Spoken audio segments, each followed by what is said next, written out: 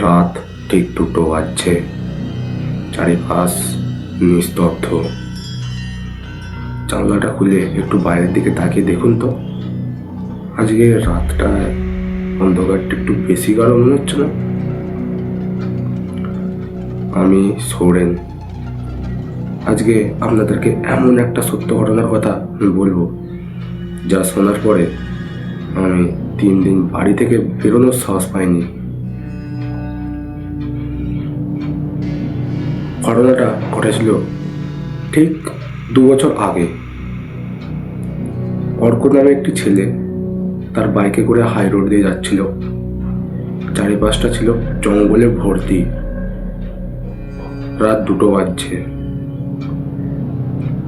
শুধু জঙ্গল আর জঙ্গল, রাস্তা জনমানবহীন। যাওয়ার সময় অর্ক দেখলো একজন সাদা কাপড় পরা মহিলা রাস্তার ঠিক মাঝ বরাবর দাঁড়িয়ে আছে দূরে।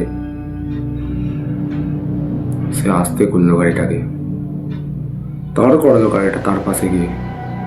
মহিলাটার মুখ কিন্তু দেখা যায়নি, শুধুমাত্র মহিলাটার শরীর দেখা যাচ্ছিল। তার মুখ ছিল চুল দিয়ে ঢাকা। স্বভাবতই অসহায় প্রার্থী ভেবে অর্ক মহিলাটাকে জিজ্ঞাসা করলো, কোথায় যাবেন? মহিলাটি একটি ঠান্ডা গলায় উত্তর দিল, যেখানে আমার রক্ত জমাট বেঁধেছিল। তারপরে যখন মহিলাটি মুখ তুলল, অর্ক দেখল মুখের ভেতরে কোনো মানুষের মুখের প্রতিচ্ছবি নয়, আছে শুধু কঙ্কালের প্রতিচ্ছবি। অর্ক গাড়ি জোরে স্টার্ট ধরালো। সে পালিয়ে আসতে চাইল সেখান থেকে। যখনই সে লুকিং গ্লাসের দিকে তাকাল, দেখতে পেল মহিলাটি আর সেখানে দাঁড়িয়ে নেই, আস্তে আস্তে আসছে তার দিকে।